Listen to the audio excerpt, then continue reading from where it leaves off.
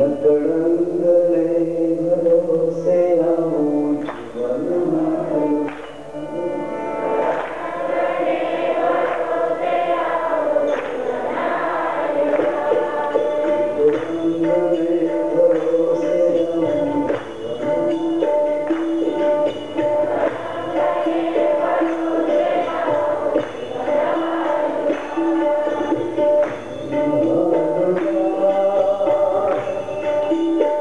जीवन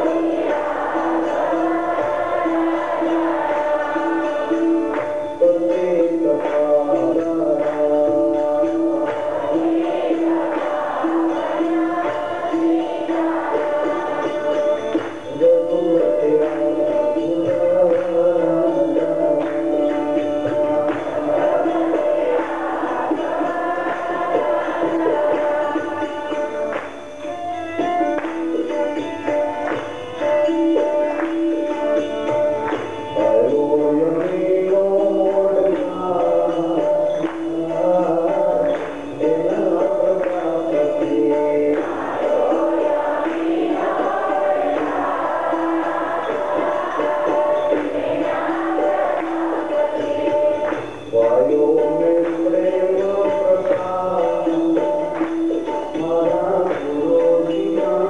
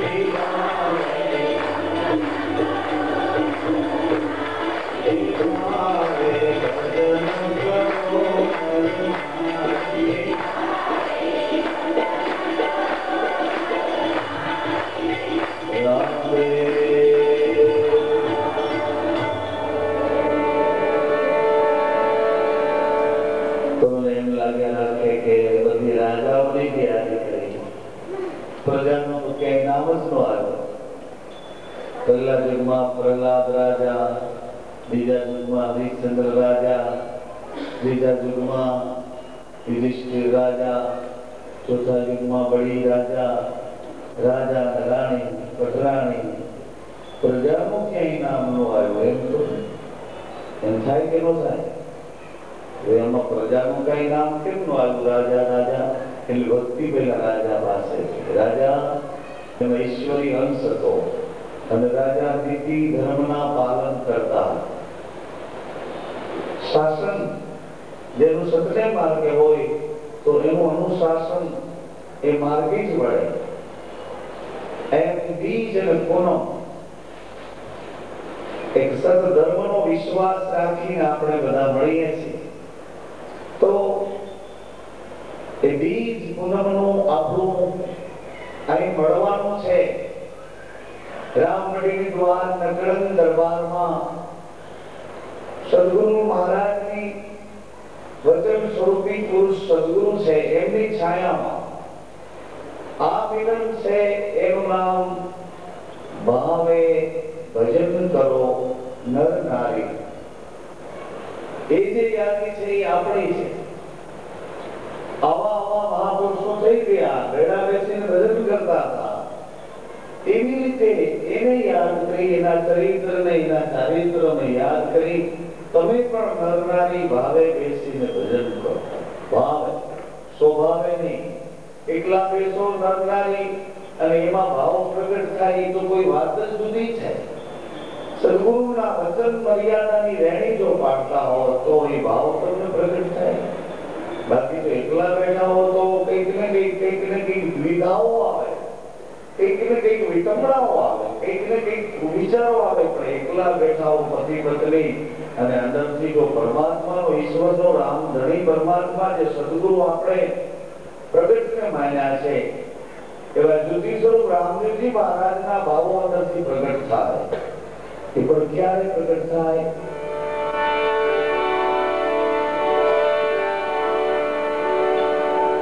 ભાવેથી મળીએ, સ્વભાવને જો મૂકીએ. અને સ્વભાવ મૂકવા માટે સત્સંગ એક એવી ઔષધિ છે, એવી દવા છે, એક એવું ઔષધ છે સત્સંગ કે તમારા સ્વભાવને ભૂલાવીને તમારા ઘર-બાર, વ્યવહાર, વ્યવસ્થા, જેમ નિંદરમાં તમે સુઈ જાઓ બધું નથી ભૂલી જાઓ. ભૂલી જાઓ કે ન ભૂલી જાઓ?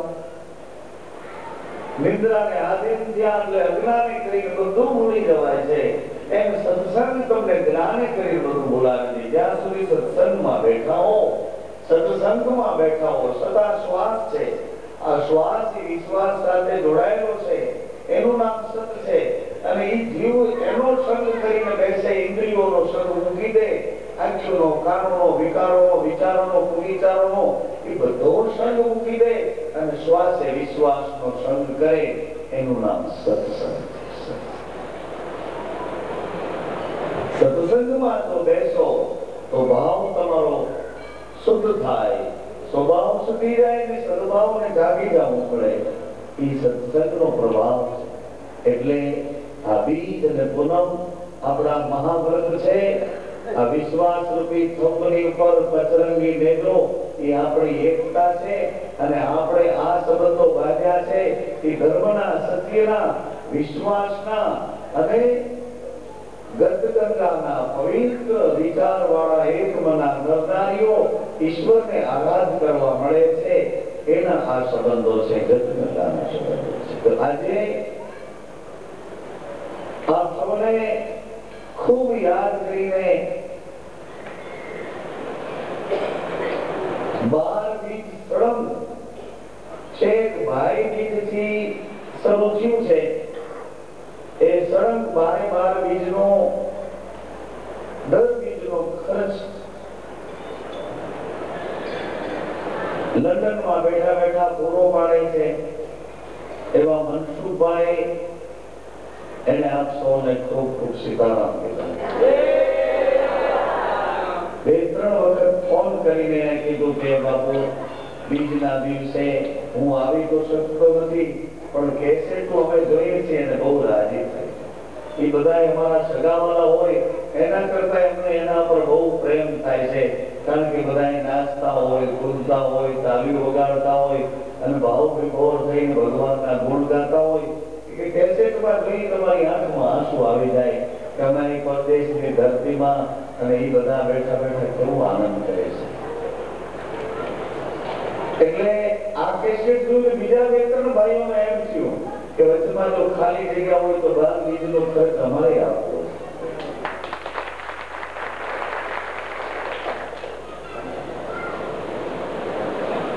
મને એમ ખ્યાલ રાખે કે રામદેવજી મહારાજે આપણી પર કૃપા કરી છે કે એની પર કૃપા કરી.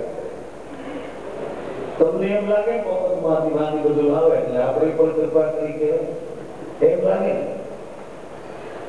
હું એમ કહું કે એની માત્ર રામદેવજી મહારાજે એની પર કૃપા કરી, મનસુખભાઈ એના પરિવાર એના કુટુંબ એની પર ભગવાને કૃપા કરી કે એની પાસે કઈક દૈવી સંપત્તિ આવી અને એવા સારા વિચાર આવ્યા કે રામપટીમાં 12 બીજ ભરાય છે તો એ બીજમાં 12 બીજનું મારી પાસે કઈક ધન પુરુષાર્થ કરતા કરતા જે આવ્યું છે એ ત્યાં મોકલી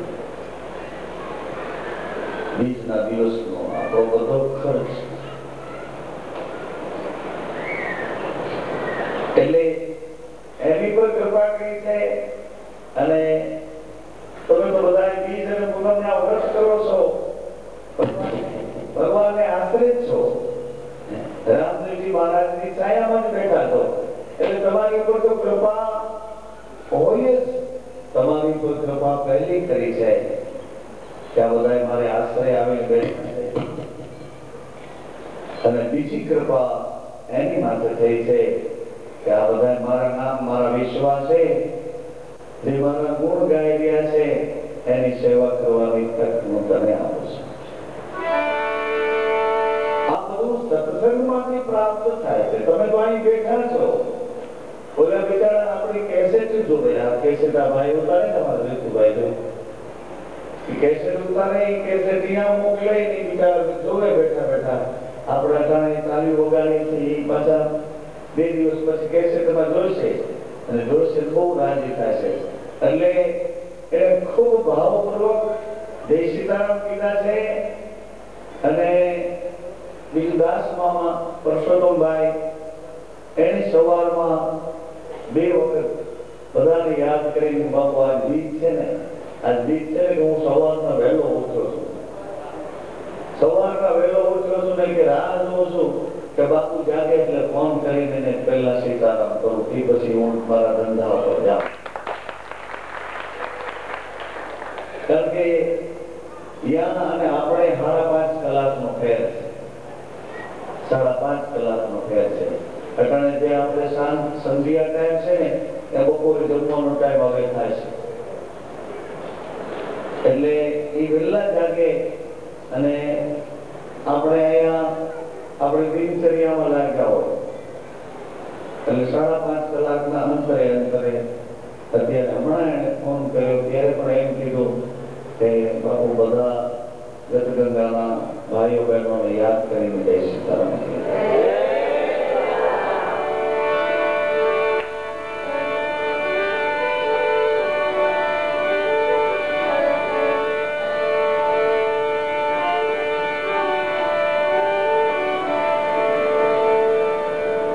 બીજી એક વાત કે મંત્ર લેવાવાળા ભાઈઓ બહેનો હમણાં વધારે કાળજી રાખે.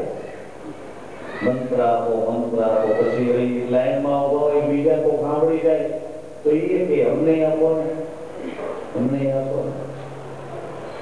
પણ સમજણપૂર્વક જેને મંત્ર લીધો છે, મંત્ર એટલા માટે કહું છું કે તમારે જે કઈ ઘટે છે એ ઘટે એ કોની પાસે મળે છે અને કેવી રીતે મળે છે એટલા માટે યાદ કરવાનો, ફરિયાદ કરવાનો અને ન્યાય લેવાનો એક ઉપાય છે. એનું નામ મંત્ર છે, એનું નામ મંત્ર છે.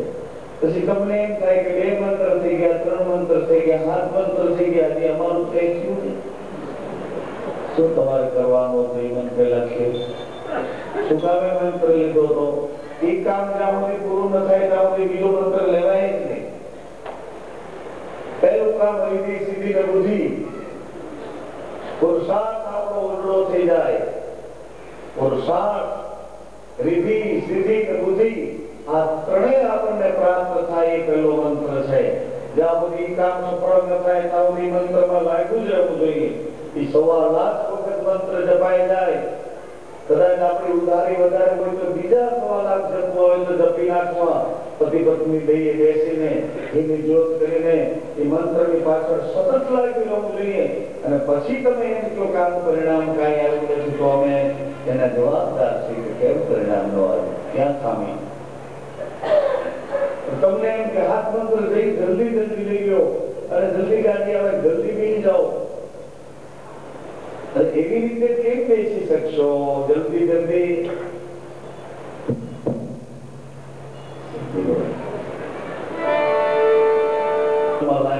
સમજણપૂર્વક લાગ્યા રહ્યો. આજે મને બે ભાઈઓ કહેતા હતા કે અમારે સંસારમાં કેવી રીતે રહેવું, અમારે મંત્ર જાપ કેવી રીતે કરવો. તો મેં કીધું અત્યાર સુધી મનમાં કીધું કે અત્યાર સુધી તમે કેમ એમને હાલ્યા ગયા, બધાની ઘેરા ધક્કા લાગતા ગયા. આજે તમે પૂછું મને, હું તમને ધન્યવાદ આપું છું કે આજે તમને જાગ્યું હૃદયમાં એવું થયું કે પૂછી તો લઈએ સંસારમાં કેવી રીતે રહેવું. હું જાહેરમાં કહું છું કે સંસારમાં બને તેટલી કોશિશ કરો, સહન કરીને તમારા ઘરમાં સંત કરો. પતિ પત્ની બે જો સંપમાં આવી જશે, બેના વિચારો એક થઈ જશે, પછી બીજા કોઈને કેવું નહીં પડે કે તમે સંપી રહો. આ બે સંબંધ એવા છે, આ જગતના મૂળભૂત સંબંધ છે, આ જગતની ઉત્પત્તિના સંબંધ છે. પતિ પત્ની, ગુરુ શિષ્ય આ બે સંપીને રહે, પતિ પત્ની બે સંપીને રહે. પછી આજુબાજુમાં બીજું શું છે એને જોવાની જરૂર નથી. તમારું સંપ થઈ જશે એટલે એની અસર જ એવી થશે. એની અસર એવી થશે જેમ દુર્ગંધ પાસે નીકળો તો દુર્ગંધની અસર થાય, સુગંધ પાસે નીકળો તો સુગંધની અસર થાય. સંપ વાળું જીવન કરો તો સંપની અસર થાય, કુસંપ વાળું જીવન કરો તો કુસંપની અસર થાય. સત્સંગી જીવન તૈયાર કરો તો સત્સંગની અસર થાય, કુસંગ વાળું જીવન કરો તો તો જેને જેને મંત્ર સાધન મળ્યું છે, સમાધાન મળ્યું છે. આ મંત્ર સાધન એટલા માટે કહું છું કે એક એક પગથિયે હાલવાનું છે. પહેલા રીતિ સીધી અને બુદ્ધિ આ ત્રણની પહેલી જરૂર છે. પાયામાં જરૂર છે. રીતિ સીધી હશે અને બુદ્ધિ હશે તો કોઈ આવનારા ઘરે આવ્યા હશે ને આવો કહી શકશો, પાણી પાઈ શકશો, દાળ રોટી જમાડી શકશો, ઘરનું ભલું થતું હશે તો બીજાનું ભલું કરી શકશો, બીજાનું ભલું કરશો એટલે ભગવાન તમારું ભલું કરશે, તમારું ભલું કરશે. આ બધા ચોખ્ખા અને શુદ્ધ વ્યવહાર, રીતિ સીધી અને બુદ્ધિ આ ત્રણ મળ્યા પછી, પાયો મજબૂત થયા પછી બીજું પગથિયું આવે છે સંયમ. નિયમ અને સંયમ એનું પગથિયું બીજું આવે.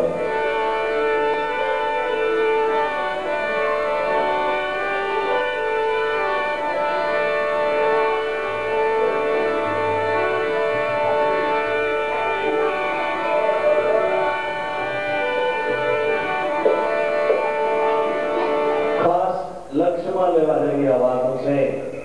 દર વખતે કરીએ છીએ એવી વાતો નથી. આ વાત વર્તનમાં મૂકવા જેવી છે, વાત વાગોળવા જેવી છે, વિચારવા જેવી છે. પહેલું પગથિયું રીતિ સીધી બુદ્ધિ ગણપતિ મહારાજની સ્થાપના પહેલી છે. ગણપતિ મહારાજની પહેલી સ્થાપના છે. ગુણોના પતિ છે અને ગણોના પતિ છે. મારી ને તમારી અંદર ત્રણ ગુણો છે.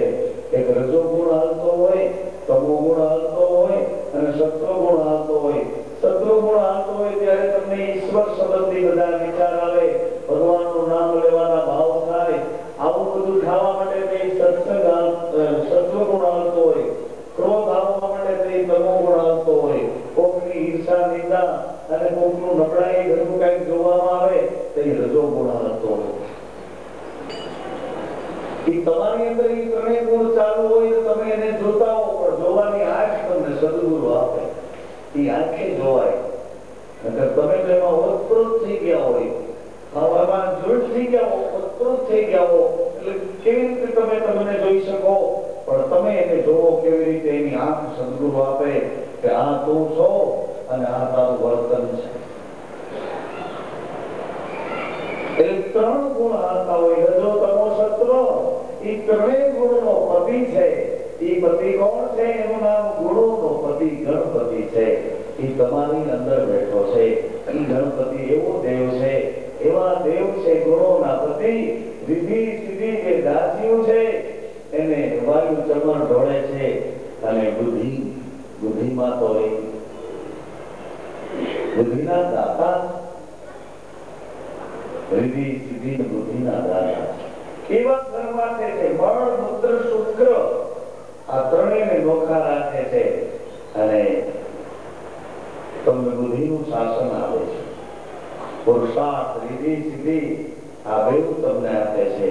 તો એ ગણપતિને ખૂબ યાદ કરો. જ્યાં સુધી તમારું કામ સફળ ન થાય, જ્યાં સુધી વ્યવહાર વ્યવસ્થામાં તમે હળવા નથી જાઓ, ત્યાં સુધી એને છોડો જ નહીં.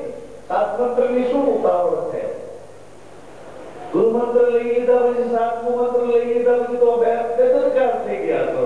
હવે આમાં કાંઈ નથી, આમાં કાંઈ નથી એમ કરીને મફતમાં ભણી ગયું એટલે આમાં કાંઈ નથી, આમાં કાંઈ નથી. એક એક મંત્ર તમને આમ હીરા, કઈક મોતી, કઈક ઝવેરાત ને કઈક સોનામોર ને એક એક મંત્રમાં વર્ષમાં મળે તો મંત્ર વર્ષમાં મળે. અમને વર્ષે છે કાં તમને નથી વર્ષતા? અમને વર્ષે પણ અમને એમ લાગે કે હજી આને મૂકી દઉં તો હજી આગળ બીજું કઈક વર્ષનું હશે. હાલ જીવ હાલ આને ઉપાડતો નહીં. આ હોના વર્ષે ભલે વર્ષે હજી આગળ તો હાલ હાથી ઝવેરાનું વર્ષ એને મૂકીને હાલતા થયા.